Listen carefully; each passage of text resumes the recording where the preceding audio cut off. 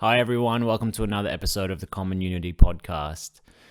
Look, guys, I know it's really hard out there. I know that there's a lot going on in the world, and, it's really hard. It's really hard to find the motivation, and it's really hard to find the hope in the future. And, I believe it's really my responsibility to do the best that I can to equip you guys and equip my community with some skills, advice, knowledge, direction on how to better yourself. And that's not to say that I have all the answers or anything, but it's just to help learn a little bit more and facilitate a way that you can just work on yourself. Because as we know, if you're not right, the rest of your world's not going to be right either. So it's so important that we really put a lot of effort into that. So with that said, I have a really special guest today who is going to provide a lot more wisdom than I can offer at this point in my life. And his name is Mark Setch. Now, Mark is a personal development and leadership coach and mentor. He was actually assigned to me as a mentor in my college degree. And I've developed a nice relationship with him and been able to really learn so many amazing things. And I'm really grateful and really grateful, and I hold a lot of pride in being able to share him with you today. It's only a small snippet of what he can offer, but it's a small thing can go a long, long way. Now, he's a master certified coach with the International Coaching Federation. Let me get those words right. Which means he has thousands and thousands of hours as a coach, and he also has decades of experience working as a pastor in the ministry. Now, the last thing I'll say about Mark before we move into getting him on the show here is that the three main things that he holds as core values is loving, learning, and giving. And I really love that. I love that so much. I mean, if you want to hold 3 new mantras to your life right now, let's add them. So today in our episode, we talk about just the benefits of coaching, the ways that sometimes having that conversation that's always going on in our head can actually be far better worked through when you have an experienced coach who can actually help you facilitate things. It's not to say that the coach is going to give you their advice or their agenda, but they'll be able to help you really get those 2 different or maybe more voices out of your head, and it jumps around the room, and then all of a sudden a coach can help you put it all together and then facilitate a plan, like an action plan. And that's kind of how it's different in counseling in some ways, right? So strap yourselves in, guys, go for a walk and listen to this. And I really encourage you to, just try and make that little first step in your life today. It can go a long way. So please enjoy the episode. Welcome to the episode, Mark. It's great to have you here. Thanks very much for your time. And, I know things are really different now with what's going on in the world. And, I'm sure you're a busy man, so I appreciate your time. And why don't you start by telling us a little bit about your journey through ministry and all the different things that you've done to get yourself to the position you are now? Well, thanks, Brendan. And it's great to be here. Having watched some of your other podcasts, I love what you do and I love how you lead them. So it's a pleasure to be here. But to answer your question, a bit about my background. After high school, I initially studied to be an accountant, so commerce degree, University of Queensland. I live in Brisbane, and I really thought that's where my career would be.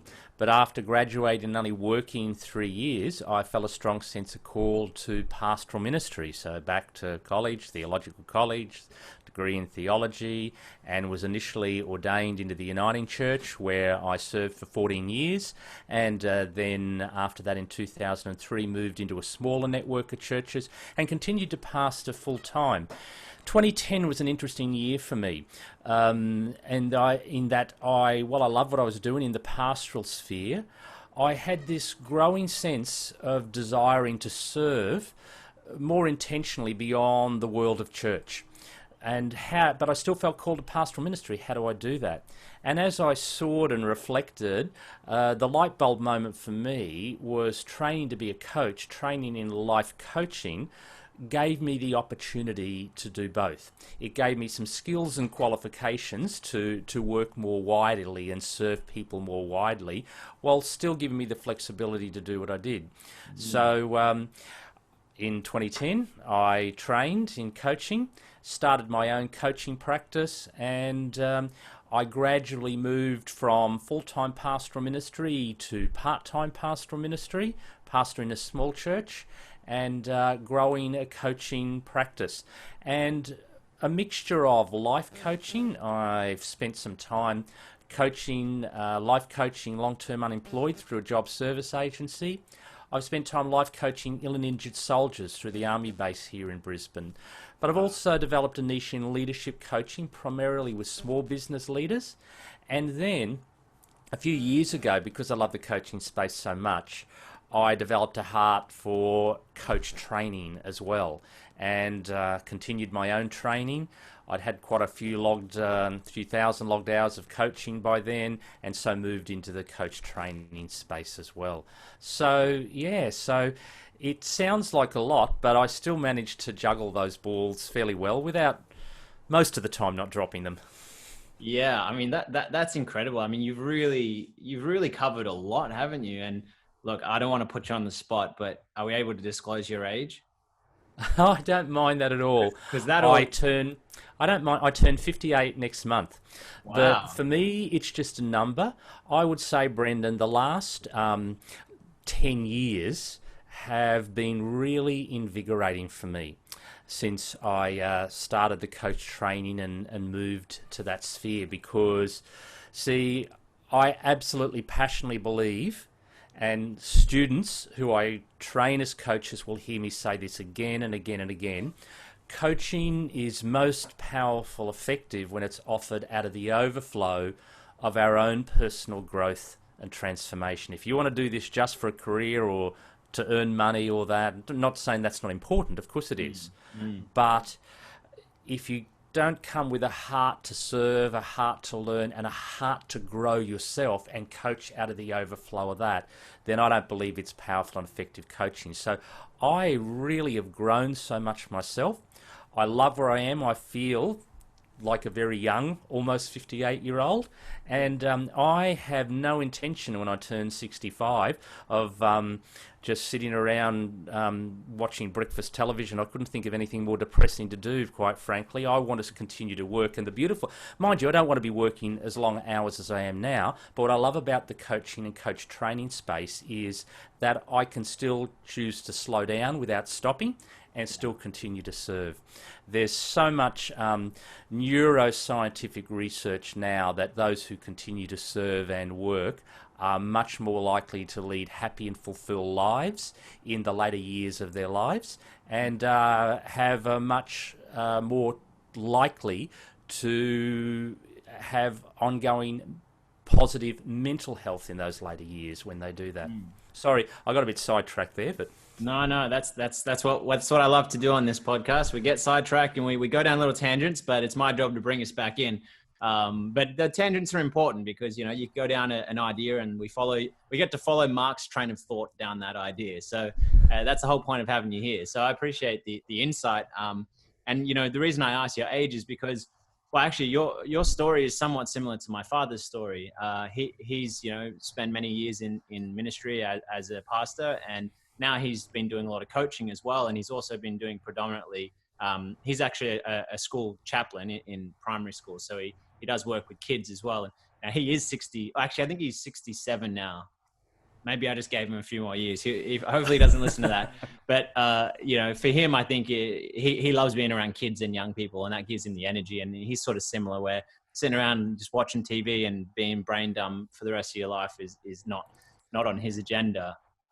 Yeah, I remember watching, correct me if I'm wrong, but I think it was actually the first podcast you recorded when you started your podcasting with your dad. I remember watching that and thinking, yeah, your dad's story is familiar to mine in a lot of ways. And the similarity that I really look up to with both of your stories, and, you know, to talk about yours more specifically in this episode, you know, the PTSD stuff you work. I don't think you mentioned PTSD, but you mentioned you work with ex-war soldiers. You know, that sort of work is very, very different. So I'd love to talk a little bit about that, but the whole journey, and you mentioned, you know, you really need that authenticity when you're in this field as a coach. And ideally we want to have the psychoeducation to have our own coach in us, right? So our internal dialogue has someone to bounce with that's got a little bit of insight, right? But I guess like in your situation, from your experience, I really value that. It's not just a fad thing for you to be a coach. I mean, a lot of people are choosing to be coaches, and then on Instagram in a week they're a coach, and there's so much more to it, isn't there? Yeah, and I'm going to be blunt and to your audience. This go and learn to coach in a weekend, if I can really be blunt, to say it's crap. It is Yeah. absolute crap. You cannot learn to coach in a weekend. Unfortunately, there are people out there who have very good skills in marketing, but have not really done the hard yards themselves. Like anything else, to do it well, it's a journey, Brendan. And like yourself, who invest a lot of years and funds in getting good quality coach training, and that is really important. So you're right, it is an ongoing journey. It's not just something you can pick up in a weekend and say, oh, I'm a coach, I'm a coach. Nonsense. Well, I think, as you know, in coaching and therapy and all different forms of it, there's a level of ethics that we have to uphold, because it's a significant, responsibility to have someone there one-on-one, and you're digging through their psyche and working with that. And you need to have the skills as a coach to be able to identify when something's a little deeper that needs to be addressed, and maybe you need to make a referral. And if you've done a one weekend coach thing, you may not be able to have those skills or experience and knowledge to be able to identify that. And then, who knows? I mean, that's risky, right? It certainly is, Brendan. And what I would say to any of your listeners who may be thinking of engaging a coach for themselves, which I would highly recommend, and I'm sure we'll get to talk about the difference between coaching and other interventions. But if any of your listeners did decide to engage a coach, check their credentials, check their accreditation. I would recommend that they be members of the International Coach Federation, or there is another one, the Association of Coaching, to ensure, look at their qualifications, or if they're not credentialed with the ICF, have a look at their training, their qualifications and their experience. Read the testimonials, look them up on LinkedIn to ensure they are appropriately trained people, because you're absolutely right. Coaching, while it's amazing and valuable, it's not for everyone. And ethically, as a credential member of the International Coaching Federation, I'm bound by their code of ethics. Yeah. So if in a coaching conversation something comes up and I realise that this person might be better served by another healthcare professional, then ethically I will refer. I will not go beyond my pay packet, so to speak. Whereas you can't guarantee that. Some of these quick learn in a weekend think they're absolute miracle workers, messiahs who can fix anything like that. Well, I'm sorry, it doesn't work that way. Coaching is an incredible, powerful means for ongoing personal and professional development when the right circumstances prevail. Yeah, and what you said there with there's no magic wand that fixes everything. There's no one answer to everything, and so something like this is, so you have to treat it with a lot of respect and really value that your thoughts and your behaviors and everything around that are so important. And you don't go to a doctor and think that the pill's going to fix everything overnight. Things change. You need to have to also, you got to put work into your diet, your exercise, like all the other health things, sleep. It's not just like a one size fits all and let's go, right? It takes a bit of time, but there's incredible benefits, right? There's incredible benefits when you go through that process. You choose to see a coach. I'm talking more from the consumer's point of view. You've made the decision to facilitate change in your life for whatever reason. Maybe you're just not happy with how things are going. Maybe you'd like to be better. Maybe you have ambitions to conquer the world. But when you make that choice, there's incredible benefits. And so I wanted to get a bit of your insight into what do you think those benefits are, and what would entice someone to get coaching? Okay, it's an excellent question. If you are wanting, here's some examples. Say you feel stuck. You've lost your self-confidence. you're not really sure where to go, you've lost a sense, or maybe you've never really been clear on your sense of purpose in life. Maybe even you've begun to struggle with stress and stuff like that.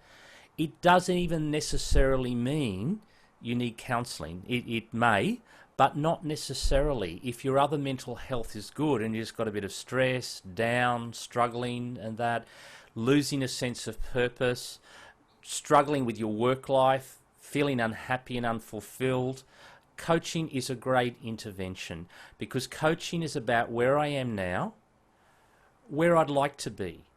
And if I'm not sure of where I'd like to be, get clarity on where I'd like to be. It's about then finding the way of getting there, because sometimes where we are and where we would like to be is a big gap, and it can be overwhelming. So coaching is great for helping get clarity in the steps to get moving. What are the obstacles? What is getting in the way? Identifying those obstacles, addressing those obstacles, finding the strength and the capacity and the ability within you to address those and move forward. Because one of the beautiful things about well-trained coaches, they will ask clients questions that they're not asking themselves.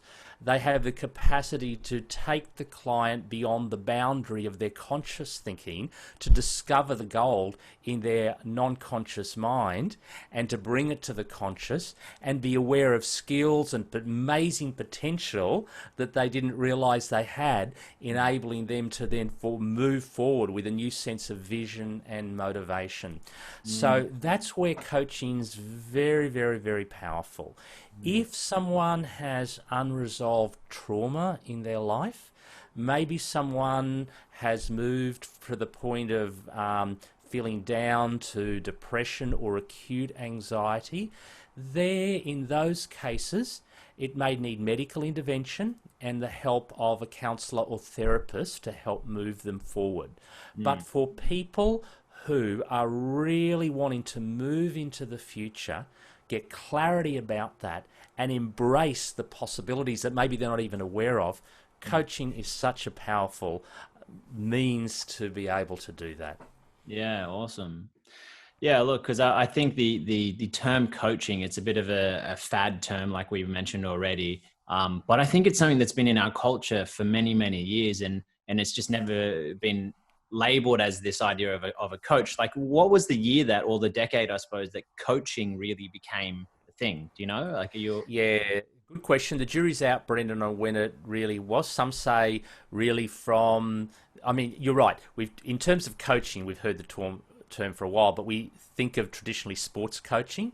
But in terms of life coaching, leadership coaching, wellness coaching, all of those, some say the 70s, some say really the 80s it began to get traction, and probably around those times, but it wasn't really till the 1990s that the world started to take notice of coaching. 1995, the International Coaching Federation was formed because of the growing interest, and it's continued to grow now that it's considered the second fastest growing industry globally by some people, second only to IT, and because they've seen the value. And people have developed more and more niches in coaching, from sports coaching initially to life coaching to executive coaching to leadership coaching to wellness coaching. And now I've had a bit of training in trauma coaching. You mentioned the soldiers, bringing the coaching space to areas which previously had only been dedicated to psychologists or psychiatrists. ADHD coaching is another growing niche. People training, obviously, specialist psychological training and study, but coach training to enable them to bring the coaching space to that particular area. And there are so many others as well. Yeah, and I think, I reckon Tony Robbins was probably one of the ones in the 90s that influenced that significant change. Most definitely. Yeah, but I imagine, say, hundreds of years ago, even when we're in more, I guess, smaller communities and more tribal communities even, you would have more, let's say the pastor of the church, or it might be an elder in the community or the tribe, and that was the natural way of coaching. And what I imagine would happen in that, back then they didn't have the name coaching, counseling, psychotherapy, or whatever, but they would just talk to an elder and get wisdom, because it's lived experience. It's okay, that older person lived more years than me, so they probably got a thing or two to share with me that could help me. And now we've come So to, true. yeah. I think what happened, Brendan, is back then it was probably fell under you're right, I believe coaching happened right back in those days, but it was probably intertwined with mentoring. So the mentor being an older, wiser person, different from consulting, which if say you want a consultant, you get an expert in, there's generally not a relational component. They come in and give the expert advice. Whereas mentoring is an older person or a wiser or more experienced person where that is passed on. And coaching would have happened in that context. Whereas as it's evolved, coaching as it evolved from say the 90s onwards, there became that distinction between mentoring and coaching, even though they overlap, whereas mentoring is more seeking wisdom or experience from a older or more experienced person. A coach doesn't necessarily need expertise in the area they're coaching. The skill of the coach is enabling the person to find the answers within themselves. So if I was mentoring you, I would share my wisdom on a variety of issues where I might have expertise on. I'd say, Brendan, this is my experience, and we'd talk about that relationally. Whereas, for example, in terms of an area, you might be skilled in something where I've had no experience in. I may still be able to coach you in getting clarity on how to move forward in that area of expertise you have. If you say you're stuck or not sure or unaware or confused in an area, I can bring the coaching space by listening to you, asking questions I don't hear you're asking yourself, creating new awareness and moving forward without being an expert in that area. Because coaching comes from the premise that the client is the expert in his or her life. The coach is in the passenger seat, the client's in the driver's seat. I say that whenever I engage a new client. You're in the driver's seat.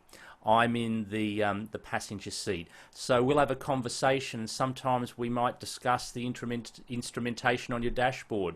We might look at the terrain we see on the way. We might come to a fork in the road and you're not sure which way to turn, and we'll have a conversation, but you're in the driver's seat. And that's the fundamental distinction between coaching and all of the other great ways we can engage. I think, there's a big thing where a lot of people need help, and a lot of people know they need help, but they don't seek help. And I think that part of it is that they're afraid of what they might find if they seek help. Because you mentioned, okay, as a coach, you work as a facilitator in the passenger seat where the person's the driver. Well, if the person's the driver and they think that they've got a plethora of problems, well, that car's, if it hasn't already crashed, it may crash, and that's scary. So if you have someone there to help guide you through it, yeah, they might be a little afraid of what they might find. I'm wondering if you could provide a little bit of insight as to, where someone might actually develop a bit of confidence to almost turn and face the beast and come into that coaching relationship and start talking about what's going on in their mind and try and work through that. Yes. Again, a skilled and experienced coach for, say, for example, I had an inquiry for someone who was exploring coaching and is exactly where you're at, but actually had the confidence, took a deep breath and made contact. The first thing I would say, well, let's firstly have a no obligation complimentary phone conversation so that we can ensure whether coaching's right for you, and more importantly, whether I'm the best fit for you. And you'll get a sense of that from our conversation. And if that's the case, and I've had these conversations, some own exactly what you've just said, Brendan. Look, I really am a little bit anxious about what's going to be dug up here and whether I'm ready to really face that. And my response to that will be, well, here's the important thing. you're in the driver's seat. So what that means, you dictate where we go or where we don't go. Because sometimes it happens naturally. I talked about asking questions. We're not asking ourselves. And sometimes we ask a question which blows open an awareness that the person didn't have, and they're having, an oh crap moment. Am I ready to go there? A skilled coach will say, I'm just noticing, I'm seeing your energy change here.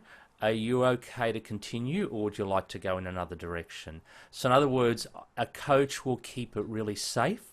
A coach, because we are in the passenger seat, not the driver's seat, a good coach will not take control of the wheel and drive it where they want to go or they believe it should go. And when that trust is there, it's amazing how clients will then feel safe in going a little bit further and a little bit further. And it can be a beautiful, transforming experience at the pace that is right for the client, not where the coach thinks he or her should take the client. And that's really, really important distinction, because it could be overwhelming to bust open stuff which we're not really prepared to deal with. And some people have a gut sense that there's stuff they've really got to address, but they're not even sure what it is. And they're not even sure whether they want to disclose with others. Some people have really trusted others, and that trust has been betrayed. So it's a flippin' huge step to trust someone else and be vulnerable again. And so as professionals, we need to really jealously guard the trust that's been given to us, and therefore respect our clients and not move them beyond where they're ready to go. And my experience has been, when that happens, when we keep that boundary in their own time, clients do feel safe in going there, and beautiful, transforming experiences happen.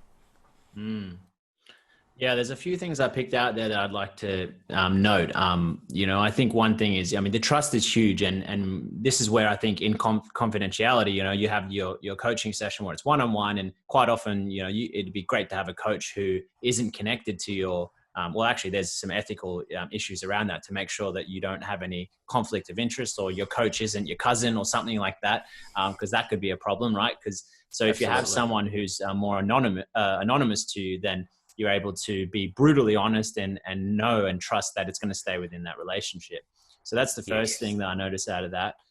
The other thing was, well, you've got to walk before you can run, right? And so if someone's not ready to run and face some big things, then through coaching, you're able to, as a skilled coach, you're able to softly work with them with what they appear to be willing to actually do, right? And to actually, help them take the steps that they're healthy enough to take. And whether that be baby steps or leaps, it's you work through each individual person, right? And I think that the last thing I'll say on that is that, well, I've been thinking a lot about this, and I think that the alternative to not seeking help and not doing something is far worse. So if you're afraid of actually facing, a coach, or facing your own fears, because really a coach, from what you've described, basically is somewhat of a mirror, a very talented mirror, to say, well, this is what's going on. Like, what do you like what you see? Are you willing to change it? Or if you like it, then great, you keep going with it. But I think the alternative to not actually putting the work in and putting an effort in is far worse, because then you have to suffer in your own misery or in your own problems that you've got day to day. Tragically, that's true. And I actually believe that people end up with more serious mental illness sometimes, or even not so serious, but end up needing to be medicated long term.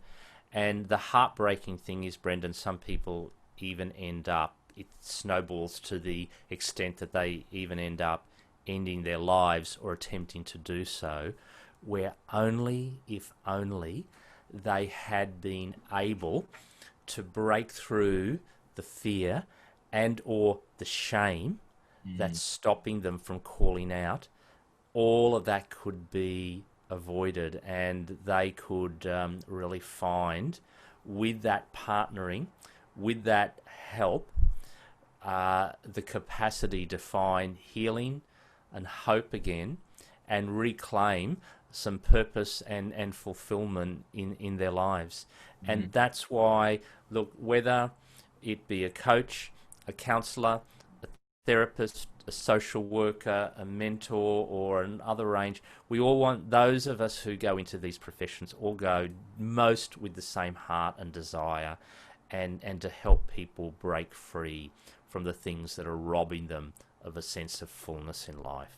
Yeah. I mean, break free for one, but then break through, right? To actually flourish as well. I mean, because everyone has their own subjective position, and sometimes you need to break free before you can break through.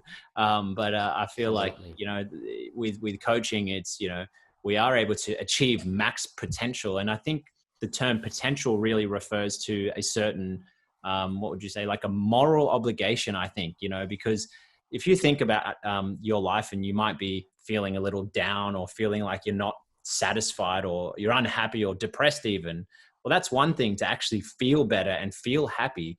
But I think that there's a deeper, more important thing to address here, which is a moral obligation as a human being on this earth to do something, to lead, like make the world a better place than it was before you got here, or whatever, do your part, right?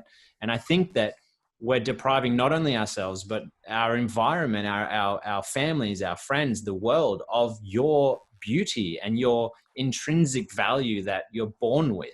I really have been researching a lot into this recently. And I think this links up with your ministry stuff too, because the Bible is a perfect leader for that, because in the Bible, there's so many anecdotes, and some people will say they didn't happen. Some people will say they did, but they all relate to like how we carry ourselves as human beings, and what, like things we can learn from it. And I think like the 10 Commandments is a great start. It's clear rules, right? But, we're humans. We actually like rules. I mean, think about every single game you play. Every game you play has rules. And when you have rules, it relates to the limitations of us as humans. And then you find a way to break through those rules. And it's when you stop playing the game that things become a problem, right? Oh, so true. And if I can swap hats at the moment and put my pastoral hat on, I absolutely agree, because from my faith perspective, and fully respecting that everyone hears this will be from different perspectives, but from my faith perspective, if we go right back to the beginning of the creation stories in the Bible, we read that God created all things good. And we read he created humanity in his image. He breathed his life into them. So that means while things got messed up and do get messed up, and there is tragedy and evil and destruction in the world, at our core, we are created in the image of the creator of this universe. So I actually believe every human being has within them the capacity and I believe deep down, Brendan, the desire to give to something greater than themselves, because we were created to do so. So even the people you may meet, you may meet someone you think you are the most selfish, self-centered person I've ever met. I actually believe deep down they were created not to be that. It's the stuff that's happened. It's the junk. It's the unresolved stuff that's there. But deep down, that's within us all. That's why we see some amazing people. And I'm coming as a Christian pastor, but I'm the first to say there are some amazing people in the world who don't have the same faith perspective that I do, who are doing beautiful things for the planet. And my faith says, even though they don't believe what I believe, my faith says they were created to really give and make a difference. And real fulfillment comes from giving, not getting.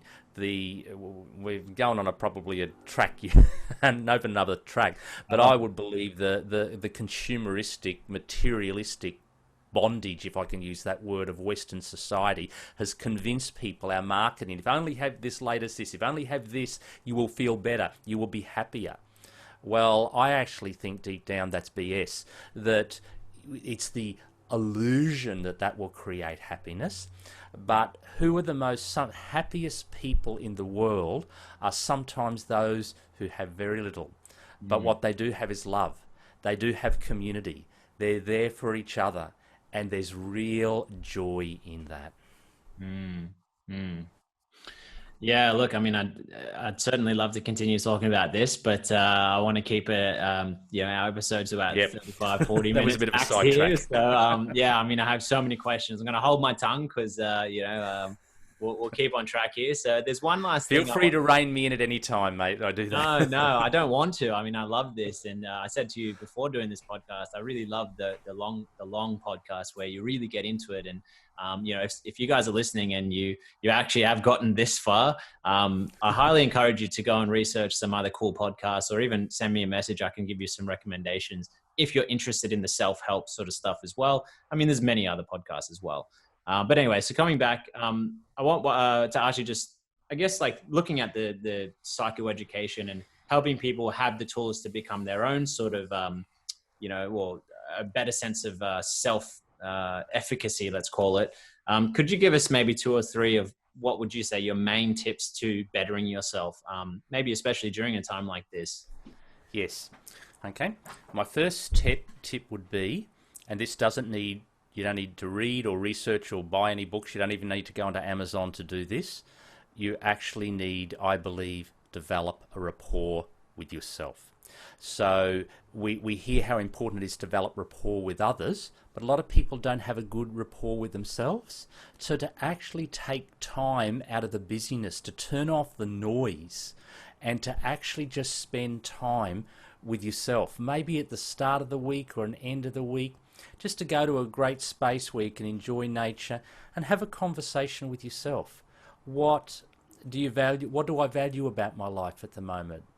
I'll speak in first person. Mark, what's going well in life at the moment? What's not going well? What would you like to do differently? What would you like to address? Maybe, keep a journal or a book beside you if you work that way, or however you work, with phone notes or whatever, and actually listen to yourself, to actually spend time slowing down through the gears to dig deep and really ask yourself the questions. What am I loving about my life at the moment? What am I not? What am I avoiding? What might I need to address? How might I do that? But very importantly, not all the negative. Don't really get into the self-deprecating phase where you're down on yourself, you're useless, you stuff this up. Remember to focus as well on your good qualities. And talk about your greatness, your beautiful qualities, your awesome qualities. So develop rapport with yourself, learning to reflect, learning to take a step back and reflect on our life and develop a rapport with ourselves. The second quality I would talk about is really having the courage to then own our stuff. To say, I am going to take 100% responsibility for what I can control.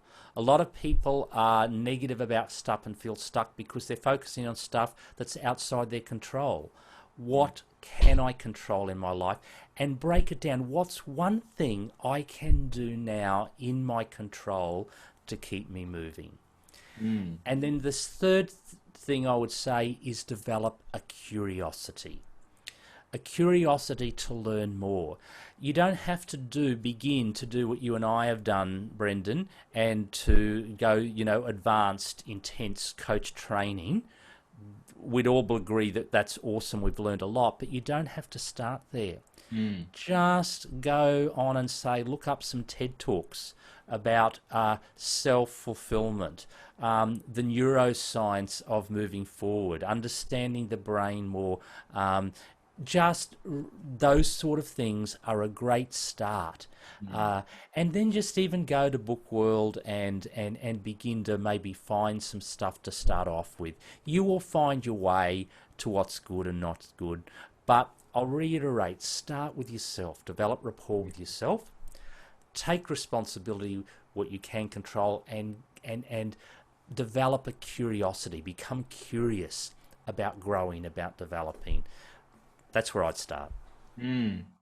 Yeah, I love that. I mean, it's so important to be conscious of it. Like that's the first step, right? Because I feel like a lot Yeah, of us are unconscious because yeah, we're, whether we're medicating with, alcohol, drugs, video games, whatever it might be, or even like medicating in the sense of like, I guess being so infatuated with someone else. So people in relationships sometimes, I think if you're too infatuated with someone else, and if you find yourself thinking that, oh, too much of my life is involved by, or relies on what this other person does, well, maybe take a little step back and reflect on yourself, as you said. And that level of consciousness is so important because, well, that's where it begins, right? And you just got to put one foot in front of the other to start getting things going. And there's one thing I learned recently, which was about comparing yourself, because right now we're in a world where it's very difficult, where you're not only comparing people in your small little town, because think of thousands of years ago, if you were the doctor in the town or the dentist, you were probably the best doctor or the only doctor actually. But yes, now as it's expanded and gotten bigger and bigger, we're comparing ourselves with the world. So it's very hard to be the best. Like I personally would say, I would like to say that I'm a pretty good coach, right? But there's so many other coaches out there on social media and also just in the coaching world. It's very easy for me to think and maybe I'm not good enough or something like that.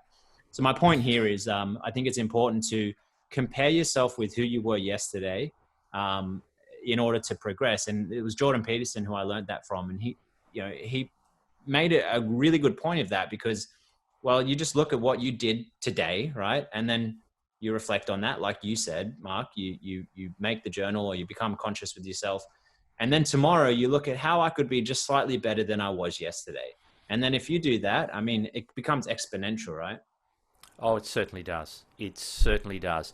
So and you're right, Brendan. I think a lot of us have lost our capacity to grow in self awareness because our brains are so filled with the moment or others, focused on others or stuff that's before us. There's a lot of information out there, not necessarily the right stuff. So I absolutely 100% agree what you said. To take that time to reflect on self and not others, and come from a posture of lifelong learning. I totally agree. I think I'm a good coach as well, but do you know what? I still is as a master coach with over 3,500 hours of log coaching, of the highest credential. I still get coaching myself from other colleagues, and not only that, I I learn from some of my students. I will Mm. still be mentoring, mentor coaching students, and they will say something. I think, oh wow, that's awesome. So we can learn from others. We've got to get over ourselves and not think we've ever made it.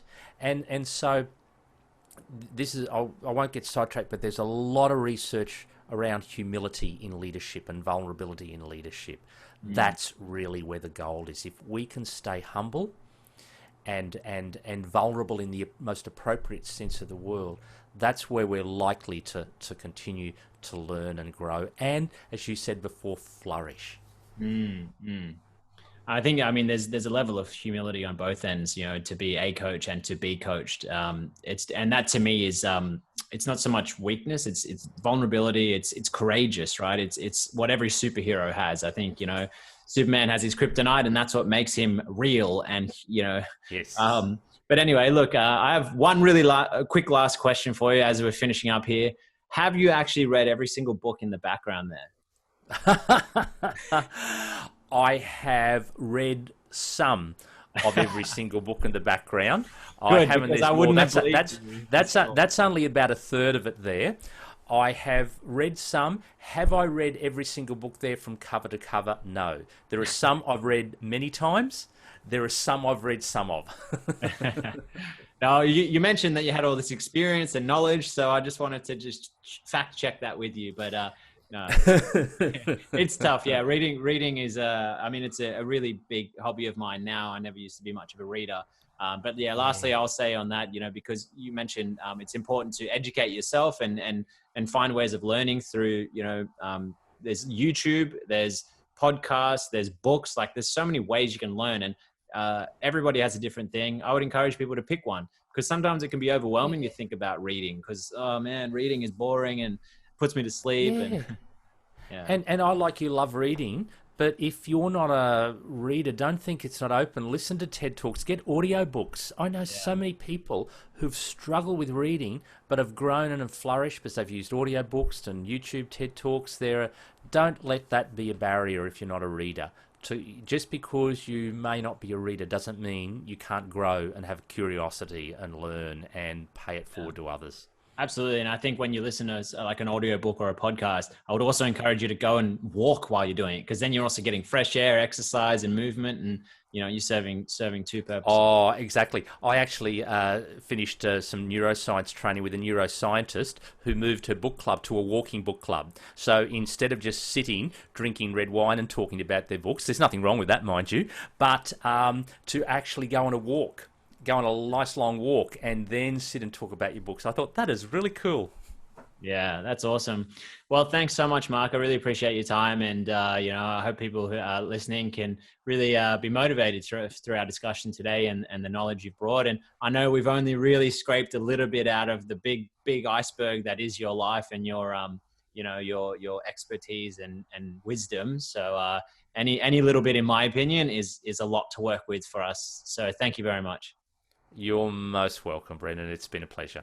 Well, there you have it, guys. Thanks very much, Mark, for joining us on the show, and thank you guys for listening in and tuning in. If you really like the episode, certainly give it a like or a follow and a share to let other people know about Mark and how amazing his services might be for you or someone else. If you want to find him on social media, you'll be able to just search Mark Setch, so Setch, and his website is also marksetch.com. If you need to know any more about anything else, certainly just reach out to me. It's 2020 now. It's pretty easy to find people and contact them, so send me a message. But thanks again, guys, for listening in, and I hope you guys have a fantastic week, and we'll see you next week.